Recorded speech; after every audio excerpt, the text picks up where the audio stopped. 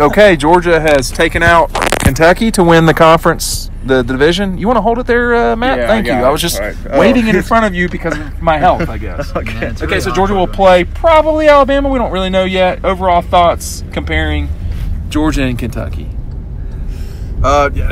Big win today. They started off fast.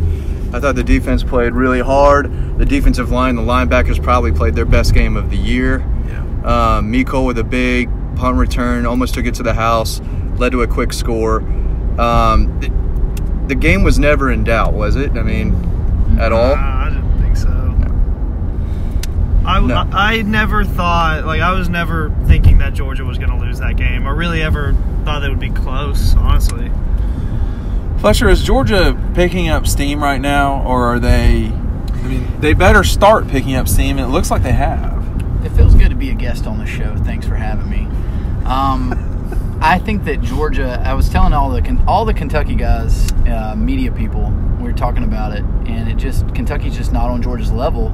And I kept saying yes, and there was a series where Georgia's offensive line was freshman, redshirt freshman, sophomore, and redshirt sophomore. Their quarterback's a sophomore. Their backup quarterback's a freshman.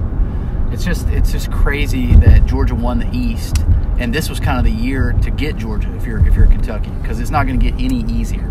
Yeah, I wrote earlier, I mean, if there was a year where Kentucky could beat Georgia, it was this year. They're not going to beat Georgia for a long, long time. But they ran all over Kentucky. This is one of the best defenses they've played all year, yeah. Probably them or LSU. And they ran all over them. DeAndre Swift was the best player on the field. That was easy to see. He had, 153 yards, 2 touchdowns, and Elijah had 115 yards. Yeah, both went over 100. Jake Fromm did not make any mistakes. He wasn't asked to do a whole lot, made some nice throws when he needed to, but they didn't need Jake to win this game for them. They won it on the ground. I don't know. Now, see, I kind of disagree with that. I will say this. The reason why they are playing better is because, it's all combined, right? I mean, but Jake Fromm has settled down a little bit. And maybe, stunningly, people made too much of how bad he played against LSU. When it's an outlier, it's hard to take things seriously. Georgia has not clicked a ton this year. They're clicking right now. I mean, they throttled Florida in the second half. They throttled Kentucky most of the game.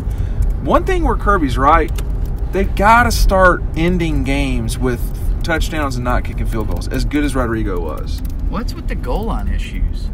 Yeah, that's weird. It seems like this team has always had an issue on 3rd and 1, no matter where they are on the field. 3rd and 1, 4th and 1, could be at midfield, could be close to the goal line. They've had issues there. Now, is that where, Dean, do you think that they're missing Zamir White the most in that sense? Well, all these backs should be able to pick it up. I think it's the push up front. Yeah, I mean, look, Zamir is a guy that, Fletcher and I were talking on the way back to the car that I still, in my opinion, their best running back is not playing right now on the roster, which is Zamir. He is a special freak.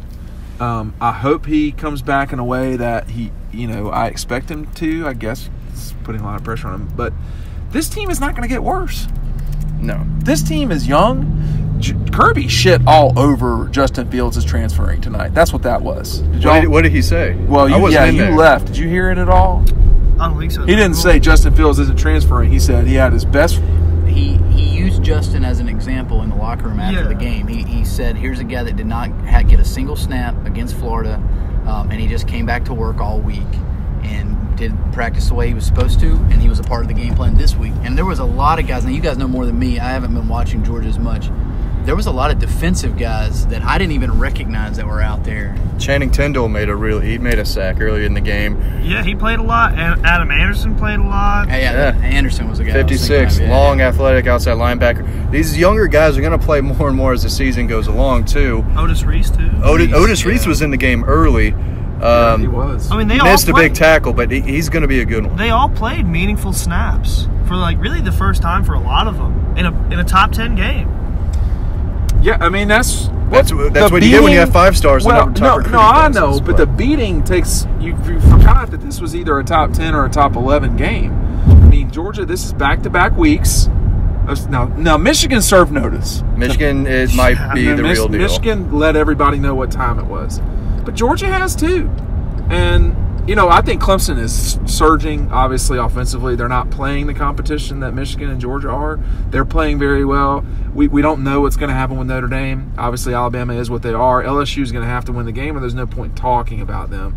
So, there are teams that it's becoming clear who looks good and who doesn't. Even though it is Kentucky, I still think Georgia made a statement today. Oh, I totally think for sure. Yeah, It's the second best team in the East. Yeah. It's probably the fourth best team in the league. They routined them. Yeah. I mean, this felt like a top 25 Georgia team against a bad Kentucky team. I mean, and they're not bad. Exactly. They're not. This is probably a Peach Bowl team for Kentucky, maybe against Ohio State. This is the best team Kentucky's had since 1977. Now, I think I saw some of the offensive linemen get banged up a little bit. Yeah. Cade Mays went down. Kendall Baker, I think, went down at one point.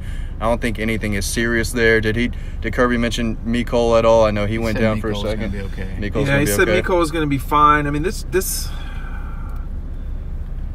team, Georgia teams in the past with offensive line issues. I saw Clint Bowling and Cordy Glenn on the sidelines, spoke to both of them briefly.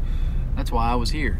Well, here's my global point. If you lost Cordy and Clint, you'd be in real trouble if in the past. They have lost the equivalent to those guys in several games, whether it's Andrew Thomas, Lamont Galliard, whoever, whatever, and it just doesn't seem to matter. I'm still a big Jamari Sawyer guy too, and he's not really playing a ton, but I still think he's going to be really good when given an opportunity. I think it's when a freshman plays on the offensive line, a true freshman, I think that's a pretty big deal. So to not see him play, I don't think is overly concerning. Right. I mean, I think he'll figure it out. That's just a testament to Andrew Thomas last year and Cade Mays this year too. Those are really good players. Well, this is a good team. They are probably not national championship caliber, but they're not that far either. And that's kind of what I would say about it is, to me, as we park, they're just not Alabama. They're just not Alabama. They would probably be underdogs slightly to Clemson, I guess. They would probably be slightly after tonight, Michigan. Yeah. But I'm not saying they would lose those games. I don't know. No, I bet they would probably be pick-em games, probably. I would be very curious. You got to take care of Auburn. And we've got another ride home. It might be more festive. Yeah. But we want to get Fletcher involved. We need to get Fletcher involved. But I thought it was a solid win for Georgia. They did. They have served notice that the best 2 wins the last 2 weeks in college football. I don't know what else to say. All right, boys, I'm getting thirsty. So I'm ready to get out of this car. All right, I'm wrapping it up.